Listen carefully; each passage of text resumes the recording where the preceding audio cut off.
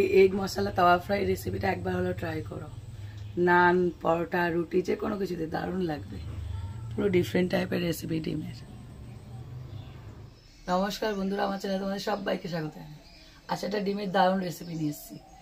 এই হলো তাওয়া, এই তাওয়াতে করবো পুরো অন্য ধরনের ভিন্ন মশলা দিয়ে। এমনি আমরা নর্মাল যে ডিম করি তার থেকে আলাদা। এটা না একদম দারুণ খেতে, কিন্তু কম খরচে। তোমরা খেয়াল করবে, আমি চেষ্টা করি সবসময় কম খরচে হাতের সামনে যেটা থাকে সেটা দিয়ে করার। আর আমার গলা ঠিক হবে না, এইভাবেই তোমাদের অ্যাডজাস্ট করতে হয়। সরি, অনেকটা হয়েছে, তবে সময় লাগছে কেন কে জানে, জানি না গলায় কি হয়েছে ভগবান জানে।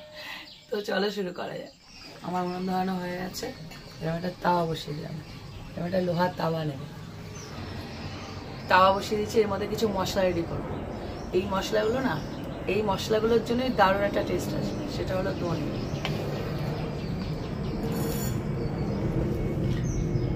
মৌরি, জিরে,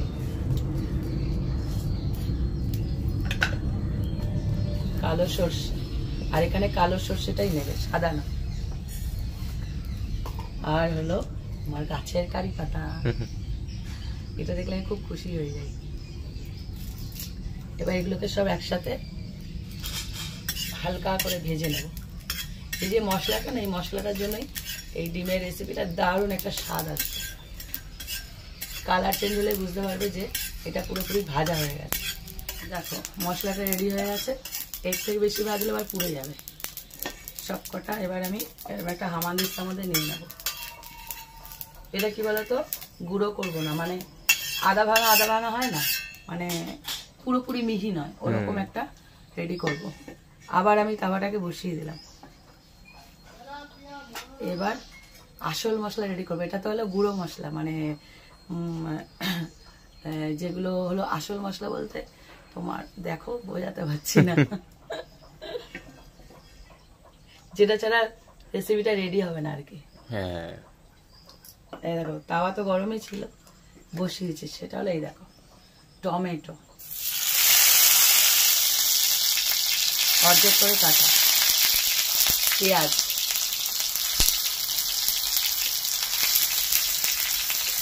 আদা, আর হলো কাঁচা লঙ্কা।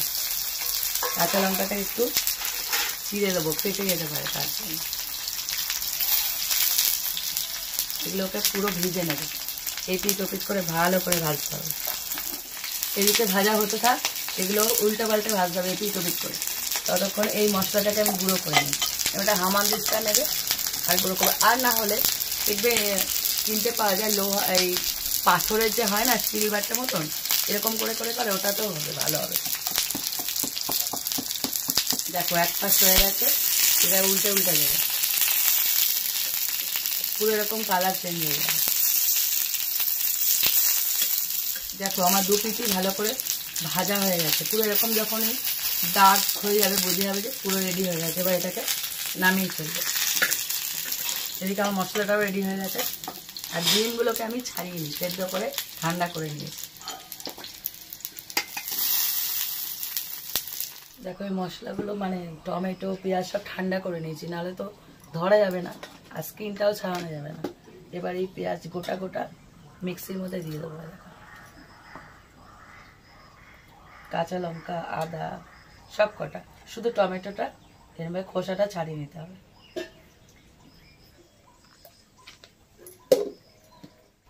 এ দেখো ডিমগুলো আমি পরিষ্কার করে একদম ছাড়িয়ে নিয়েছি। এবার আমি তাওয়াটা বসিয়ে দিচ্ছি। এবার আর একটু তেল দিয়ে দেবো। ডিমগুলোকে না অর্ধেক করবো আর ভাজবো। এই যে এক একটাকে দুভাগ করে নেবে। দারুণ রেসিপি, কিন্তু মুখে লেগে থাকা, করলেই বুঝতে পারবে। এটাই প্রায় সময় করি। এবার যে কটা নেবে সে কটা দুভাগ হয়ে যাবে, বেড়ে যাবে সংখ্যা, ডবল হয়ে যাবে। হ্যাঁ ডবল হয়ে যাবে, কিন্তু সেই হিসাবে তোমরা নেবে। এবার প্রত্যেকটা দুভাগ করে এর মধ্যে আমি একটু হালকা লবণ হলুদ মাখিয়ে নেবো। ওপর থেকে একটুখানি হালকা করে লবণ হলুদ মাখিয়ে নেবো। দেখতে ভালো লাগার জন্য, আর কিছু না। তো তেলটা গরম হয়ে গেছে, আমি একটা একটা করে ডিমগুলোকে ছেড়ে দেবো। প্রথমে না যে দিকটায় কুসুম আছে ওই দিকটা দেবে, উল্টো করে। আরেকজন সরতে শুরু করেছে, ডিম দিলে মাছ দিলে সেই হাফ ডিম, এই হাফ ডিমে আজও ঠোসকা ট্যাটু আছে আমার পায়ের মধ্যে। হাফ ডিম ভাজলে ওর ভয় লাগে। সত্যি ফেটেছিল, মারাত্মকভাবে ফেটেছিল, পুরো ফোসকা ভরে গেছিল। দেখো ডিমগুলোকে আমি এপিট ওপিট করে ভালো করে ভেজে নিয়েছি। এবার এগুলোকে তুলে নেব। কুসুমটা যেন বেরিয়ে না যায় এটা খেয়াল করবে, কুসুমটা থাকলে দেখতে সুন্দর লাগবে আর কি। এখানে যে তেলটা আছে আর তেল দেবো না, এই তেলের মধ্যে হয়ে যাবে। দিয়ে দিচ্ছি গরম মশলা, ছোট এলাচ আর দারচিনি। ছোট এলাচটা একটু ফাটিয়ে দিই, হালকা একটু ভেজে নেবো। এখনই কি সুন্দর গন্ধ বেরিয়েছে। এবার দিয়ে দেবো সেই মশলাটা যেটা আমি গুঁড়ো করেছিলাম।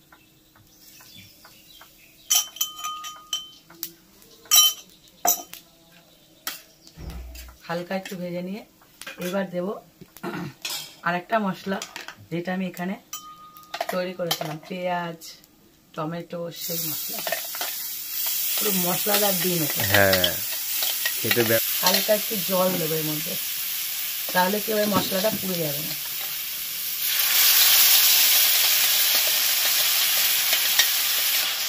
এবার একে একে সমস্ত মশলাগুলো দিয়ে দেবো, বাকি যে মশলা বাকি আছে। দিচ্ছি লবণ।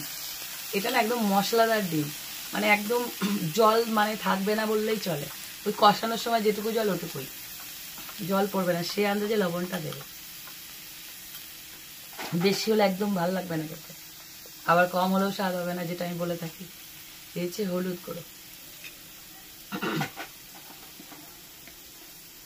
এখানে যেহেতু কাঁচা লঙ্কা দেওয়া আছে আর ঝাল লঙ্কা দিচ্ছি না, এটা দিচ্ছি কাশ্মীরি লঙ্কার গুঁড়ো।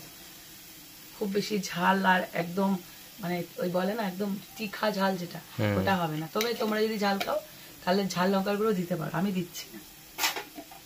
আর দিচ্ছি কসুরি মেথি। এটা দিতে গেলে না আমার হাসিটা একদম চওড়া হয়ে যায়। এটা যে কি পাগল করা মানে ফ্লেভার, যে ভালোবাসে সে জানে। এবার এটাকে ভালো করে কষিয়ে নেব।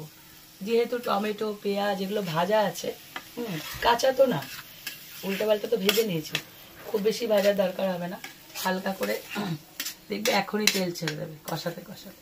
তো এটাকে ভালো করে একটু কষিয়ে নিয়ে দেখো মশলাটা পুরো কষানো হয়ে গেছে। কি সুন্দর কালার এসছে দেখো। এটা যদি কালো না হয়, তাওয়াটা সাদা হতো না, তাহলে বুঝতে পারতে কসুরি মেথি আর এই কাশ্মীরি লঙ্কার গুঁড়োর যে মানে কালারটা কি ভালো লাগছে। এবার আমি ওপর থেকে একটা করে ডিম বসিয়ে দেব। আবারও বলছি, কুসুমটা নিচের দিকে যাবে, মশলাটা ভালোভাবে এর মধ্যে ঢুকবে। দারুণ না? ব্যাপক খেতে হবে। এক একজন একটা ডিমে কিন্তু হবে না, বলে দিলাম। এবার হালকা করে একদম লো ফ্লেমে করবে এটা, যখন করবে না, কারণ আর বেশি তাপের দরকার নেই। দেখো আমি একদম ধিমে আঁচে করছি। দেখো রেডি হয়ে গেল কিন্তু ডিমটা দেওয়ার পর 2 মিনিট ব্যাস, মশলাও কষানো ডিমও ভাজা, তৈরি হয়ে গেল এগ মশলা তাওয়া ফ্রাই। এই রেসিপিটা তোমরা অবশ্যই ট্রাই করো, আর পরোটা অথবা রুটির সাথে খেও, দারুণ লাগবে খেতে। এই রেসিপিটা শেয়ার করো, আর ভালো লাগলে লাইক দিও, আর এরকম আরও রেসিপি পেতে আমার চ্যানেলটা সাবস্ক্রাইব করে দিও। আর যারা ফেসবুক থেকে দেখছো তারা আমার পেজটা ফলো করে দিও। তো আজকের মতন টাটা।